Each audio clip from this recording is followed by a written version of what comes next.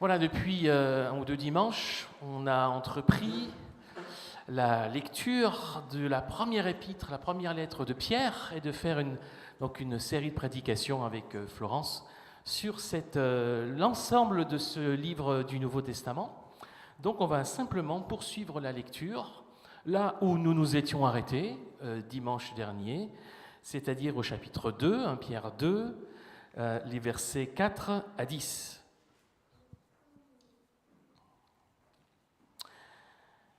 Approchez-vous du Seigneur, la pierre vivante rejetée par les êtres humains, mais choisie et précieuse aux yeux de Dieu. Laissez-vous bâtir, vous aussi, comme des pierres vivantes, pour construire un temple spirituel. Vous y formerez une communauté de prêtres appartenant à Dieu, vous lui offrirez des sacrifices spirituels qu'il accueillera avec bienveillance par Jésus-Christ. Car il dit dans l'Écriture, « Voici que je place en Sion une pierre d'angle, je l'ai choisie, elle est précieuse, et celui qui met sa foi en elle ne sera jamais déçu. » Cette pierre est d'une grande valeur pour vous, les croyants. Mais pour les incroyants, comme le dit l'Écriture, la pierre que les bâtisseurs ont rejetée est devenue la pierre d'angle. Et ailleurs, il est dit encore, c'est une pierre qui fait trébucher, un rocher qui fait tomber. Ces personnes trébuchent parce qu'elles refusent d'obéir à la parole de Dieu, et c'est ce qui devait leur arriver. Mais vous êtes la lignée choisie, la communauté royale de prêtres, la nation qui appartient à Dieu, le peuple qu'il a fait sien. Il vous a appelé à passer de l'obscurité à son admirable lumière, afin que vous alliez annoncer ses œuvres magnifiques. Autrefois, vous n'étiez pas un peuple, maintenant vous êtes peuple de Dieu. Autrefois, vous étiez privé de bonté, mais maintenant, la bonté de Dieu vous a été accordée. Jusqu'ici, la lecture de cette première épître de Pierre. Alors, vous l'aurez sans doute remarqué, ce texte, ce passage est très marqué par l'Ancien Testament. Vous avez sans doute entendu des échos avec le texte de la lettre aux Hébreux que Florence a lu tout à l'heure, avec même certains chants que nous avons chantés ensemble ce matin. Donc il y a des citations dans ce texte, 3 citations enchaînées de l'Ancien Testament, 2 du prophète Ésaïe, une d'un psaume. Il y a des références au temple, aux prêtres, aux sacrificateurs, aux sacrifices, et puis aussi à la fin une référence au peuple élu. Donc tout ça, ce sont des concepts qui sont très présents dans l'Ancien Testament, dans la première partie de la Bible. Et donc ici, on voit que Pierre va revisiter ces concepts propres à l'Ancien Testament et il va nous les appliquer d'une manière spirituelle, d'une manière imagée à l'ensemble des croyants. En fait, il a une démarche similaire à celle de l'Épître aux Hébreux. Toute l'Épître aux Hébreux est faite un petit peu de cette démarche-là, de relire, de revoir, revisiter en fait, les codes de l'Ancienne Alliance pour les appliquer à notre réalité d'aujourd'hui, alors de façon plus imagée, de façon spirituelle. Donc dans notre texte, Pierre parle de l'Église. Il parle de l'Église en des termes qui s'appuient sur des concepts de l'Ancien Testament pour nous dire quelque chose de ce qu'elle est aujourd'hui. Pierre, il parle, comme ailleurs dans le Nouveau Testament, de l'Église, non pas comme d'un bâtiment. Vous savez, en français, souvent, quand on parle d'une église, on pense à un bâtiment, mais ce n'est pas comme ça que c'est utilisé dans le Nouveau Testament. L'Église, dans le Nouveau Testament, c'est la communauté qui est faite d'hommes et de femmes attachés au Christ. Et s'il est question de bâtiment en lien avec l'Église, c'est de façon imagée. C'est pour dire l'Église, c'est un peu comme un bâtiment. C'est ce que fait l'apôtre Pierre ici, dans ce texte. Il compare l'Église à un bâtiment comme une métaphore. Et dans cette image, dans cette métaphore, les pierres du bâtiment sont un peu particulières, puisque ce sont des pierres vivantes. Ça, c'est le cœur du message de Pierre ici dans ce texte, et puis de l'image, de la métaphore qu'il utilise, avec au cœur de son image celle des pierres vivantes. Une image qui est associée au Christ, qui est dit comme étant la pierre d'angle, rejetée par les hommes, mais choisie par Dieu. Le Christ est cette pierre vivante, et est appliquée aussi à l'ensemble des croyants qui sont appelés, nous sommes appelés, à être nous-mêmes, basés sur le Christ, des pierres vivantes qui forment ensemble ce temple spirituel. Et j'aimerais m'arrêter avec vous ce matin sur cette métaphore, sur cette image surprenante quand même, de pierre vivante. Je ne sais pas comment vous imaginez la chose. Hein? Oui, je vois, du mal. Vous avez du mal à l'imaginer. Une pierre vivante. Prenez une grosse pierre, comme celle qu'on trouverait peut-être dans une grosse pierre comme ça, par exemple. Voilà, regardez ça. Vous voyez? Voilà. J'ai réussi. Une grosse pierre comme celle-là. C'est lourd, vous avez vu, c'est lourd. Ça ne bouge pas, ça ne grandit pas, ça ne parle pas. Bref, ça n'a vraiment rien de vivant, une pierre comme ça. Rien du tout. Prenez une plante au moins. Voilà, une plante au moins, ça vit quand même, ça pousse des fleurs, ça grandit, ça peut faire apparaître des fleurs. Évidemment, vous n'allez pas entretenir une grande conversation avec une plante, on est d'accord, mais quand même, ça évolue, ça bouge, c'est vivant, une pierre. Non, justement, c'est ça qui n'est pas vivant. Le lapsus est intéressant. Non, c'est vivant, une plante, une fleur, un arbre, ça c'est vivant, mais la pierre, une pierre comme ça, il n'y a rien de moins vivant qu'une pierre. Et l'apôtre Pierre, d'ailleurs, dit, mais vous êtes des pierres vivantes. Je vais enlever la pierre, là. Je vais la mettre ici. Vous la voyez encore, quand même, mais elle ne me cache plus. Vous êtes, vous, des pierres vivantes.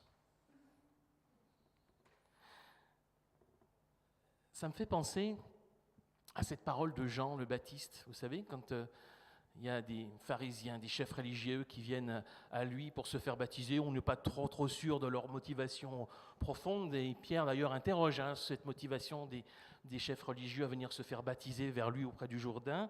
Et il leur dit, ne pensez pas qu'il suffit de dire en vous-même « Abraham est notre Père », car je vous dis que Dieu peut utiliser les pierres que voici, il faudra qu'on change ces piles, Dieu peut utiliser les pierres que voici pour en faire des enfants d'Abraham.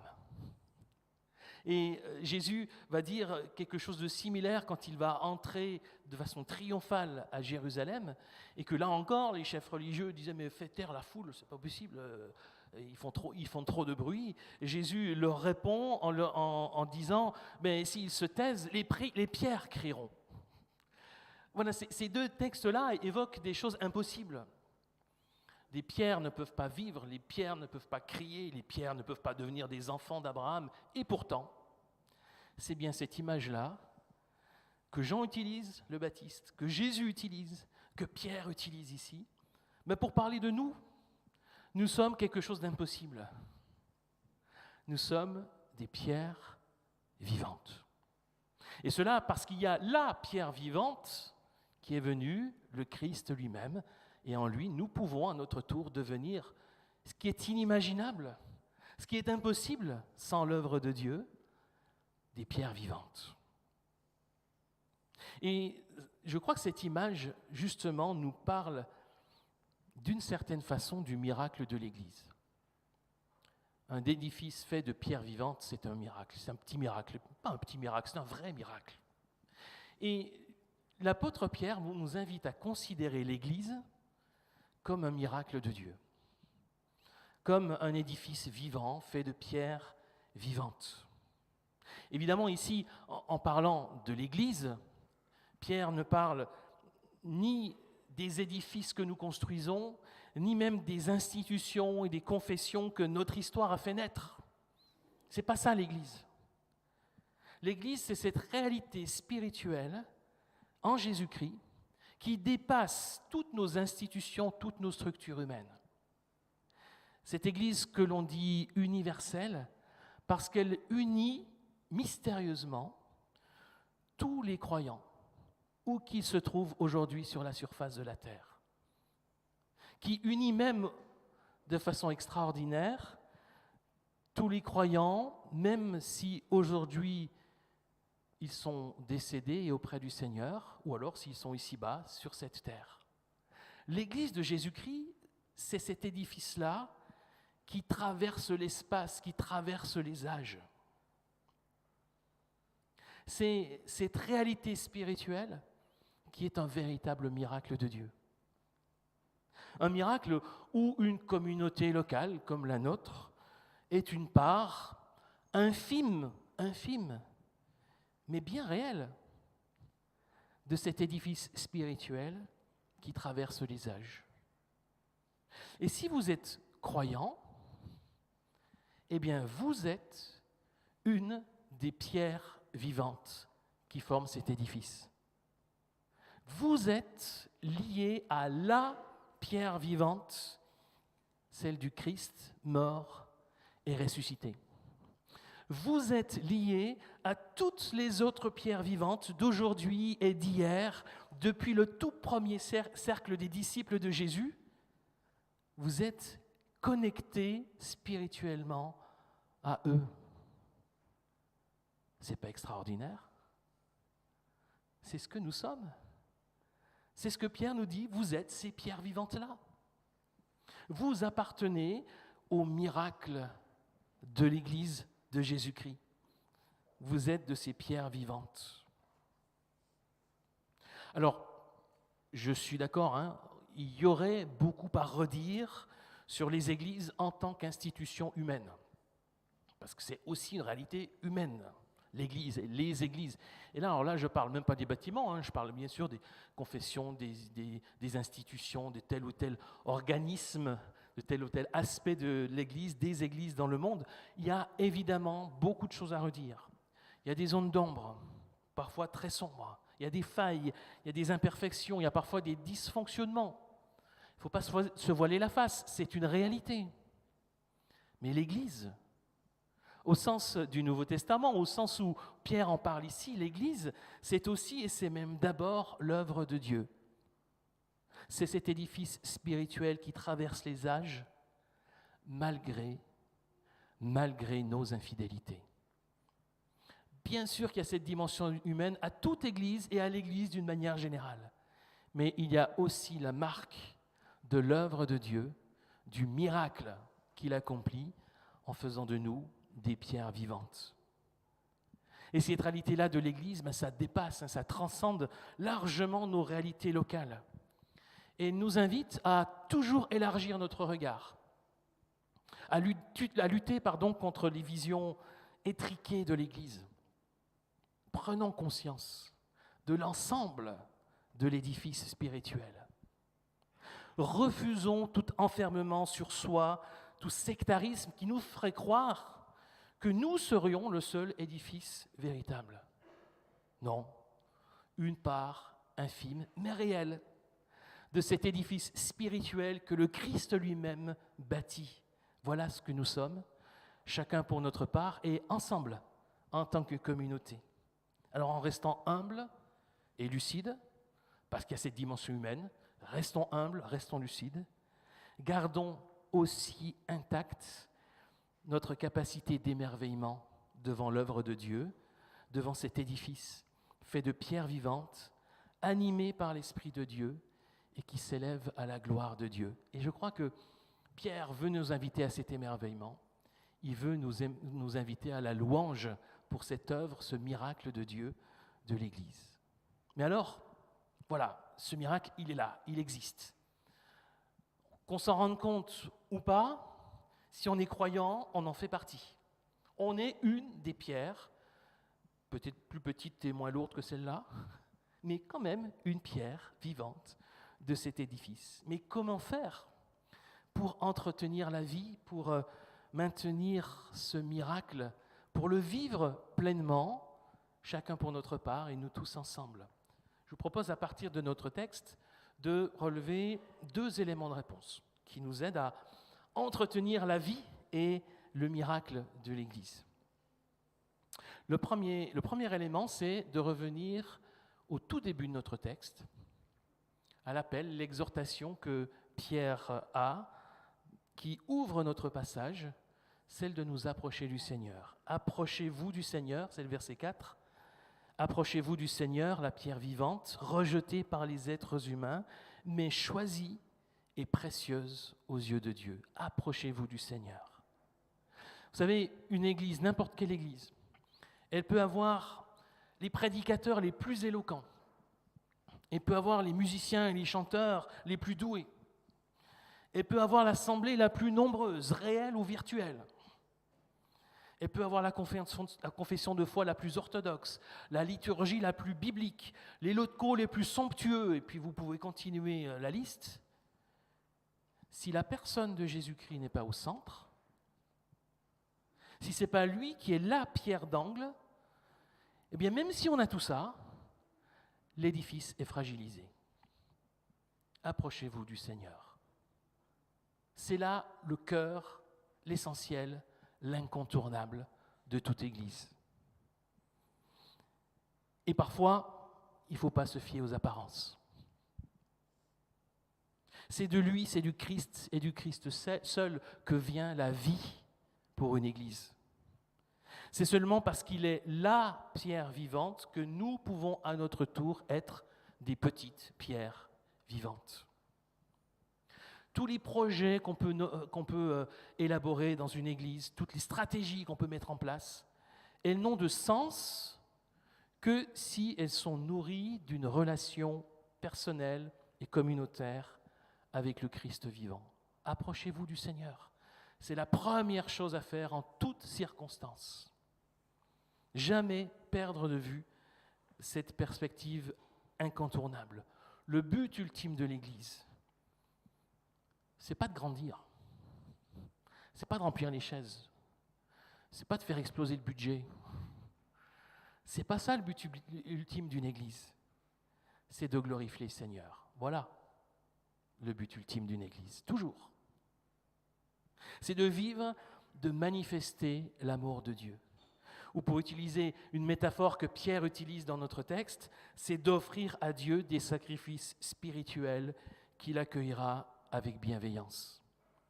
Que notre Église, que notre vie d'Église, que chacun de nous dans l'Église, nous soyons ces offrandes que nous apportons à Dieu pour témoigner de sa gloire, de son amour et de sa bonté. C'est ça c'est à cela que nous sommes appelés, avant toute chose, avant tout le reste.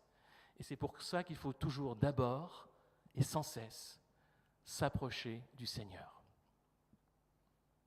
Et puis, l'autre élément, l'autre piste que je vous propose pour réfléchir à cette idée de vie qui doit être là et entretenue, et de ce miracle de l'Église qui est appelé à se vivre, à se manifester, est liée à cette métaphore, à cette image de la pierre vivante. Si les pierres sont vivantes, si nous sommes des pierres vivantes, alors il ne faut pas s'imaginer, je vous ai dit au début à quoi vous pensez avec une pierre vivante, et je ne sais pas les images qui vous sont venues en tête, j'en sais rien, je ne suis pas dans votre tête, vous n'êtes pas dans la mienne non plus, mais en fait, au moins, si c'est des pierres vivantes, ça veut dire qu'il ne faut pas imaginer un caillou, enfin ça c'est pas la bonne image justement, ça c'est pas une pierre vivante. Imaginons pas un caillou inerte, une pierre qui serait là et puis scellée quelque part dans un mur, à jamais fixée quelque part et qui ne bougera jamais. Une pierre vivante, elle ne va pas rester là bien sagement à sa place sans bouger. Non, elle n'est pas vivante. La vie, c'est le mouvement. Il en est de même pour les pierres vivantes de l'Église. Il faut laisser de la place pour la vie. Comme ces pierres font partie d'un édifice, ça veut dire aussi que, certes, elles vont bouger, mais il ne faudra peut-être pas qu'elles fassent n'importe quoi non plus. Si chaque pierre vivante n'en fait qu'à sa tête et ne s'intéresse qu'à elle-même en quelque sorte, alors l'édifice lui-même n'existera plus, parce qu'on va avoir des pierres vivantes qui vont aller dans tous les sens. Il s'agit d'être en mouvement, mais de l'être avec les autres, de façon cohérente et coordonnée. Et je trouve que cette métaphore, cette image, nous invite à trouver, dans toute Église, l'équilibre. L'équilibre entre la vie et la cohésion. Il faut les deux. S'il n'y a pas de mouvement, si ça ne bouge pas, si rien n'évolue, rien ne bouge, il n'y a pas de vie. Mais si tout va dans tous les sens et chacun pour soi, il n'y a plus de cohérence et il n'y a plus d'édifice. Il faut trouver comment les pierres vivantes, ensemble, peuvent continuer de former un édifice vivant. Et pas être chacun pour sa part une pierre en électron libre.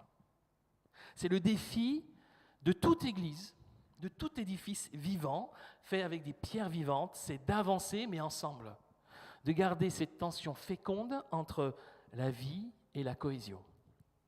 Si on veut tout contrôler, si on veut tout maîtriser, si on veut assurer une stabilité, une sécurité absolue et que rien ne bouge, que rien ne change, que rien n'évolue, parce qu'on est bien comme ça et on ne va pas changer, il n'y aura plus de mouvement et il n'y aura plus de vie. La vie ne sera plus là.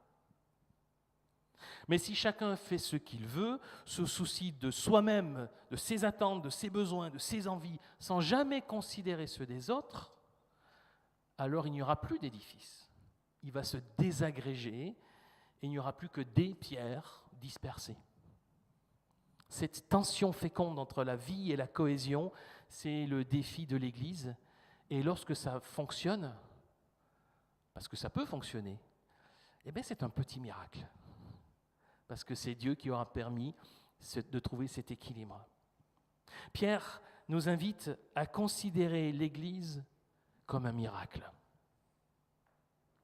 Celui d'un édifice spirituel édifié par Dieu qui traverse les âges et qui est formé de pierres vivantes. Et qui sont ces pierres vivantes ? C'est vous, c'est moi, c'est tous ceux, toutes celles qui, ici ou ailleurs, reconnaissent en Jésus-Christ le Seigneur. Est-ce que nous mesurons vraiment la chance que nous avons de faire partie de ce miracle ? Vous faites partie du miracle de l'Église. Mais c'est un miracle qui est fragile. Il est fragile et il est fragilisé si les pierres vivantes que nous sommes se coupent d'une manière ou d'une autre de la source de notre vie, le Christ vivant. Là, le miracle est fragile. Le miracle est fragile si nous ne laissons pas la vie de Dieu agir à travers chacun et chacune d'entre nous, si nous voulons maîtriser les choses, si nous voulons la contraindre par notre étroitesse d'esprit. On revient à cet impératif d'équilibre. Alors, suivant ce que l'apôtre Pierre nous invite à vivre et à considérer, laissons la vie de Dieu faire de l'édifice que nous formons un temple à sa gloire qui témoigne de la bonté de Dieu pour tous. Amen.